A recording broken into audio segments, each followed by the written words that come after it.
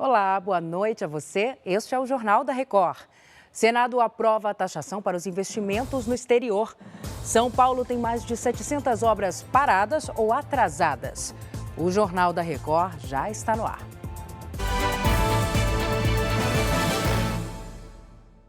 Oferecimento: Bradesco. Empréstimo na hora em 3 cliques é fácil. O PL entrou com um pedido de cassação do mandato do deputado federal André Janones por suspeita de rachadinha. A Ariane Bittencourt está com a gente direto de Brasília. Ariane, boa noite para você. Fala para a gente, por favor, quais são os próximos passos agora. Boa noite, Salsi. O pedido foi encaminhado à presidência da Câmara e deve seguir para o Conselho de Ética, que pode transformar essa recomendação em processo. O documento, assinado pelo presidente nacional do Partido Liberal, Valdemar da Costa Neto, pede a perda de mandato de Janones por quebra de decoro parlamentar e condutas ilegais, incompatíveis com o cargo. As suspeitas de rachadinha no gabinete do parlamentar são investigadas pela Polícia Federal e pelo Ministério Público. Em áudios divulgados no começo da semana, o deputado dá a entender que os servidores deveriam dar uma fatia dos salários recebidos na Câmara para que ele pudesse pagar dívidas de campanha. André Janones, que assumiu o primeiro mandato na casa em 2019, nega as acusações e diz que os áudios em questão foram retirados de contexto. Salsi. Obrigada, Ariane. Até já. O Ministério da Saúde incluiu 165 novas doenças à lista de patologias relacionadas ao trabalho. Entre elas, ansiedade, depressão, burnout, leucemias e Covid-19. A lista não era atualizada há 24 anos. As mudanças já foram publicadas no Diário Oficial e passam a valer daqui 30 dias. As mudanças na lista vão contribuir para a estruturação de medidas de assistência e vigilância que possibilitem a existência de locais de trabalho mais saudáveis. 726 obras de responsabilidade do governo de São Paulo ou das prefeituras estão paradas ou com cronograma atrasado. O Tribunal de Contas do Estado acredita que o principal problema está na falta de planejamento. Na cidade que não para, obra é o que não falta e quase sempre a todo vapor. Mas algumas obras parecem que estão na contramão. O Tribunal de Contas do Estado de São Paulo fiscalizou mais de 1.677 obras na capital e em outros municípios, que são de responsabilidade do governo do estado ou das prefeituras. Desde o último levantamento, feito 6 meses atrás, 951 voltaram a operar e 726 continuam paradas ou estão com um cronograma atrasado.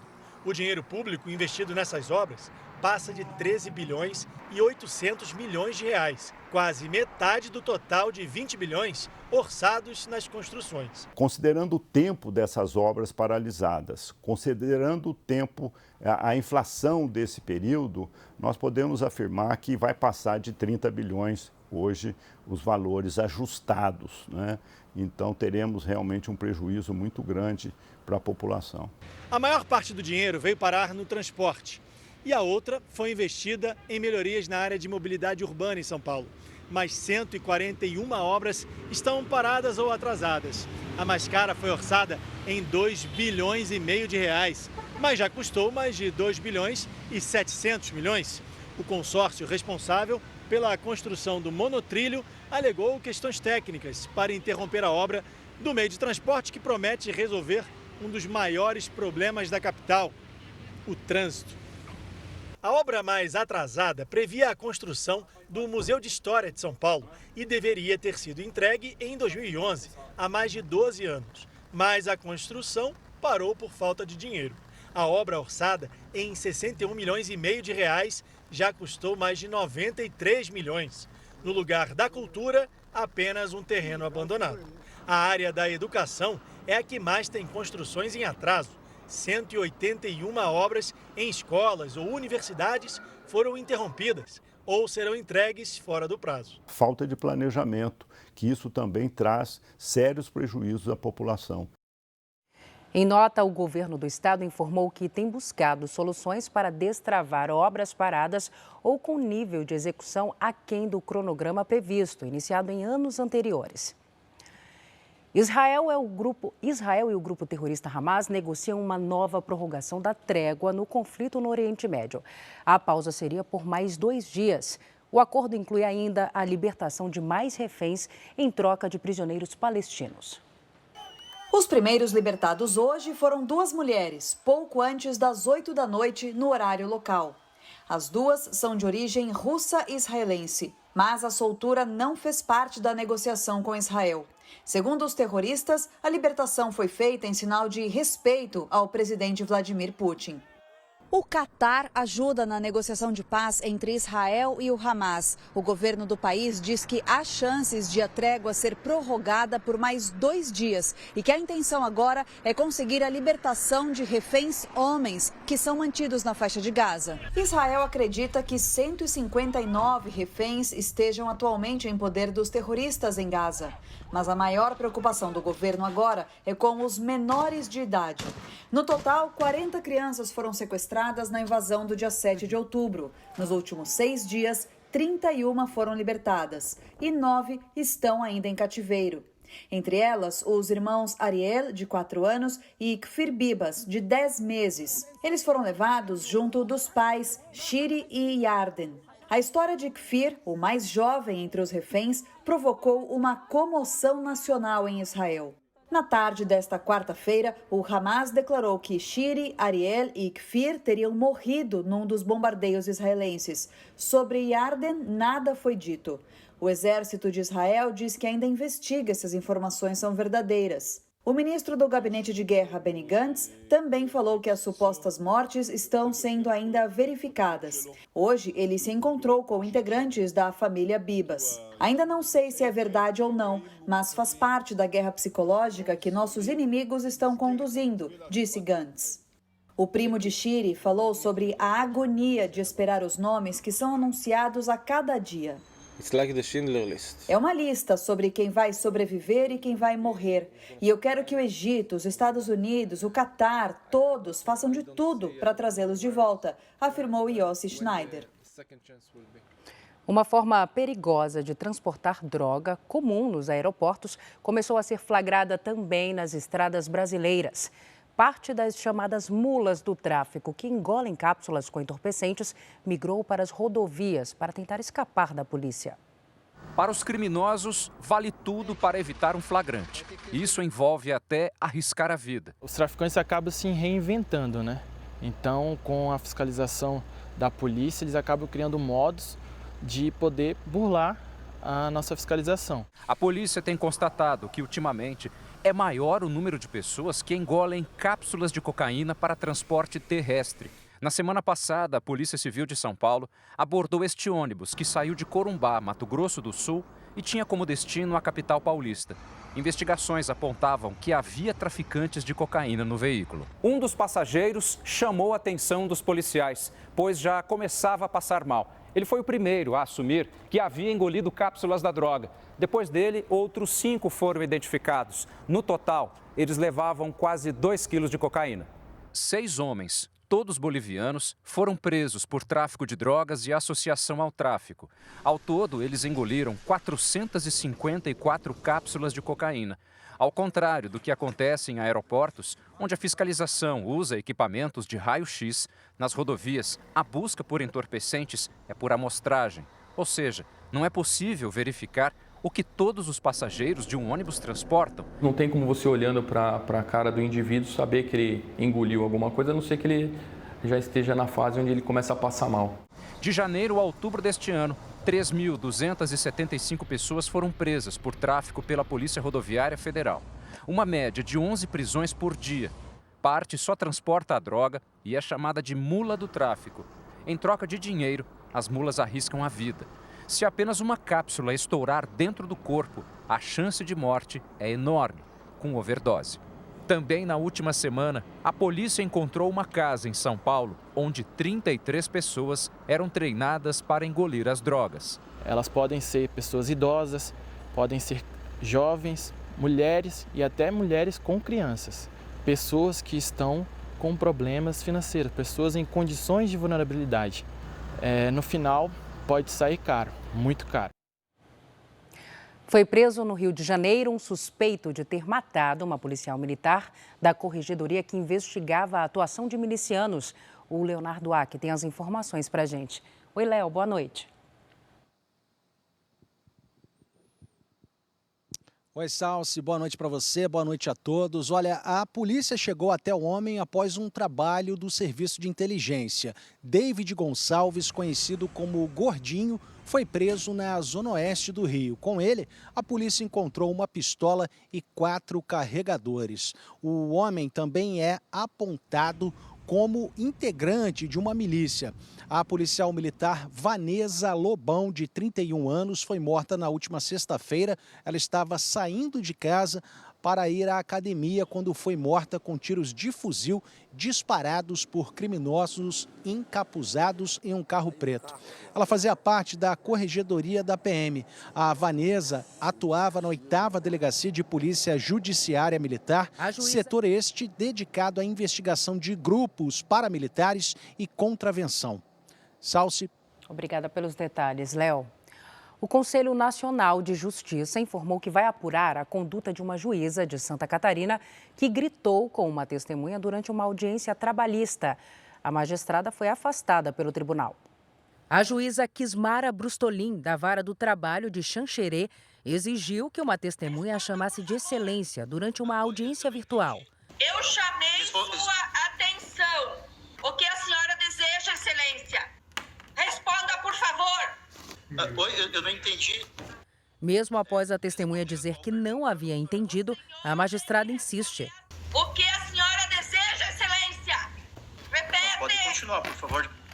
Repete. O senhor não é obrigado, mas se o senhor não fizer isso, a audiência, o seu depoimento termina por aqui e será totalmente desconsiderado.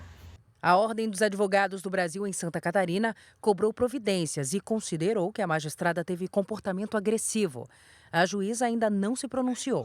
Do Jorge no telhado, que ele simplesmente foi ajudar a levar, né? Em nota, o Tribunal Regional do Trabalho de Santa Catarina informou que a juíza seguirá sem realizar audiências até a conclusão da apuração.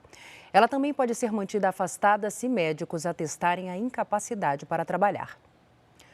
O Senado aprovou o projeto de lei que taxa investimentos no exterior e fundos exclusivos para pessoas de alta renda. A Ariane Bittencourt está de volta com a gente, ela tem os detalhes. Ariane.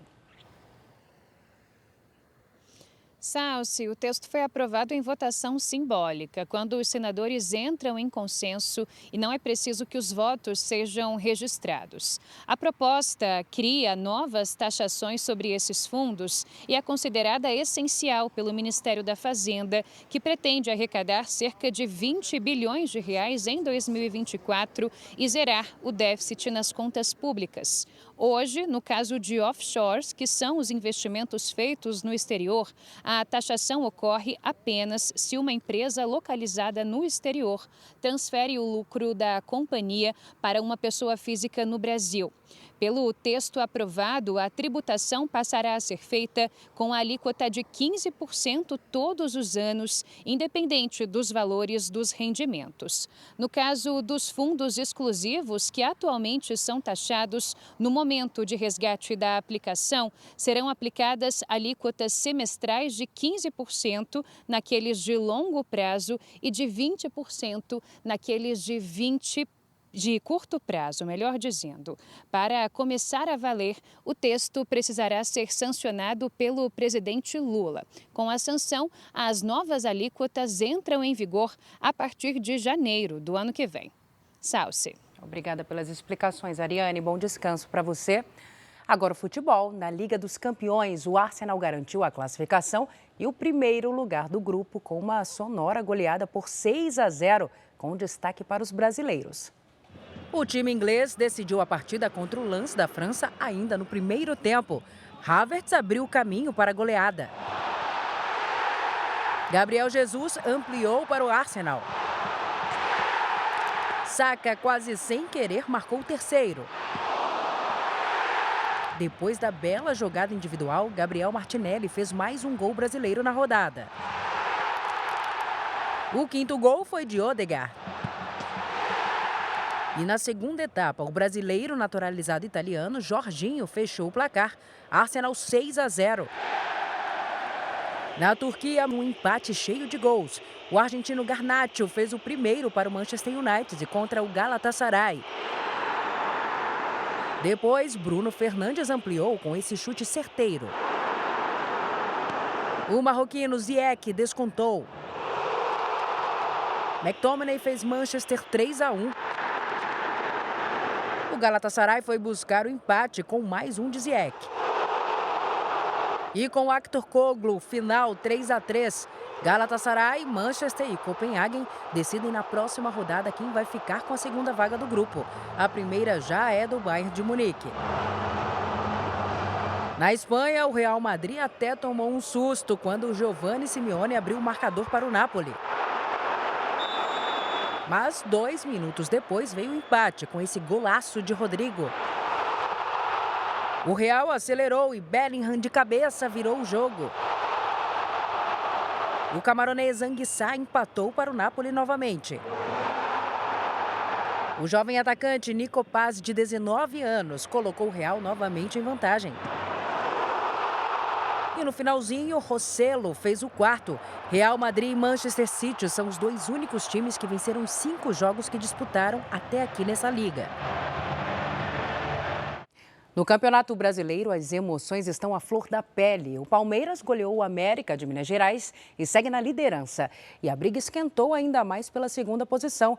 Botafogo, Atlético Mineiro e Flamengo ainda seguem na luta pelo título. No duelo dos opostos, o líder Palmeiras atropelou o rebaixado América Mineiro. Com 1 minuto de jogo, Endrick abriu os trabalhos. O segundo foi contra, na infelicidade do zagueiro Éder, do América. No terceiro, Flaco Lopes só desviou para o gol.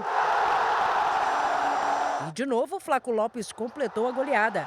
4-0. O Palmeiras chega a 66 pontos, faltando 2 rodadas para o fim do campeonato. O vice-líder é o Botafogo, que mais uma vez ficou no quase. Já nos acréscimos, Tiquinho Soares fez 1-0 para o time carioca contra o Coritiba. 28 segundos após a saída de bola, no último lance do jogo, Edu empatou. O Botafogo tem 63 pontos. Mesmo a pontuação de Atlético Mineiro e Flamengo, que se enfrentaram no Maracanã. Hulk achou Paulinho e o artilheiro do Brasileirão não perdeu. Foi o 18º gol de Paulinho no campeonato. Depois do contra-ataque em alta velocidade, Edenilson fez o segundo do Galo. E Rubens também marcou. Atlético 3-0. O time mineiro é o terceiro colocado pelo saldo de gols. Na Vila Belmiro, Martinelli chutou rasteiro de fora da área, no cantinho. Fluminense 1-0 contra o Santos. John Arias, de cabeça, marcou o segundo. Sempre bem posicionado, Germancano fechou a conta. O Santos segue em 15º, ameaçado pelo rebaixamento. Quem está no Z4 é o Bahia, que perdeu em casa para o São Paulo. 1-0, gol de Caio Paulista no finalzinho do jogo. Este foi o Jornal da Record. Você fica agora com o Fala Que Eu Te Escuto. Record, 70 anos, tem a sua cara. Boa noite, cuide-se, tchau.